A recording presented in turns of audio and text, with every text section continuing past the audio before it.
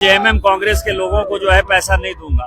जब भारतीय जनता पार्टी का मेयर बनेगा तभी 5,000 करोड़ आएगा। निशिकांत दुबे के बड़ बोलेपन और कथित घमंड के साथ साथ रवि कुमार राउत की मजबूती जमीन पकड़ ने पूरा चुनावी समीकरण पलट कर रख दिया और नतीजा ये हुआ कि संथाल परगना की राजनीति के केंद्र माने जाने वाले देवघर में भाजपा को करारी शिकस्त का सामना करना पड़ा।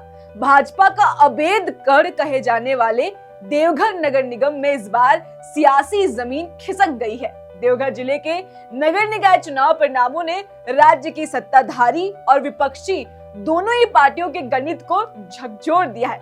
अब प्रतिष्ठित मेयर पद पर झामुमो ने जीत दर्ज कर सबको चौंका दिया है। बता दें, भाजपा ने इस चुनाव को अपनी प्रतिष्ठा का प्रश्न बना लिया था। राष्ट्र से लेकर प्रदेश स्तर तक के नेताओं की फौज उतार दी गई थी, लेकिन इसके बावजूद पार्टी ये अहम सीट हार गई।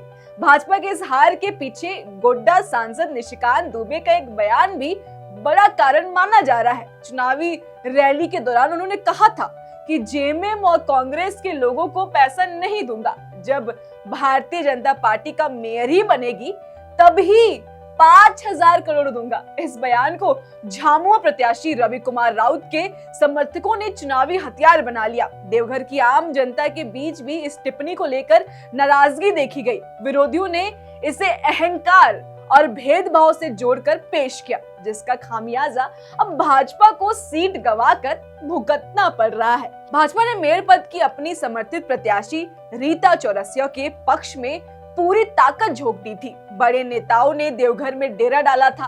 ताबड़तोड़ बैठक की गई। माइक्रो मैनेजमेंट के जरिए मतदाताओं को साधने की कोशिश तक की गई थी, लेकिन मतदान के दिन वह अपेक्षित लहर जमीन पर नहीं आ पाई और अंत में रीता चौरसिया को झामुमो के रवि कुमार राउत के हाथों हार का सामना करना पड़ा। विशेषज्ञों का मानना है कि भाजपा की रणनीति में स्थानीय मुद्दों की अनदेखी भी भारी पड़ी थी। निकाय चुनाव जैसे स्थानीय चुनाव में जनता शहर की बुनियादी समस्याएं, सफाई, जल निकासी, सड़क, ट्रैफिक और विकास पर जवाब चाहती थी, जबकि भाजपा का प्रचार अभियान राष्ट्रीय मुद्दों के इर्द गिर्द घूमता नजर आ रहा था। इसके अलावा देवघर में भाजपा के भीतर चल रही गुटबाजी ने भी आग में घी डालने का काम किया। पार्टी के बागी नेता नागेंद्र नाथ बलियासे निर्दलीय मैदान में उतर गए और भाजपा के कोर वोट बैंक में सेंध लगा दी। अपनों के इस बगावत से समर्थित प्रत्याशी की राह और कठिन बना दी गई थी, जिसका सीधा फायदा विरोधी खेमे को मिला। वह देवघर के नतीजे ने साफ कर दिया है कि स्थानीय राजनीति में जमीनी पकड़ और जनता का विश्वास किसी भी बड़े नाम या बाहरी ताकत से ज्यादा अहम होता है। संथाल परगना की सियासत में ये बदलाव आने वाले विधानसभा चुनाव की दिशा में क्या तय करता है, ये तो फिलहाल देखने वाला बात होगा।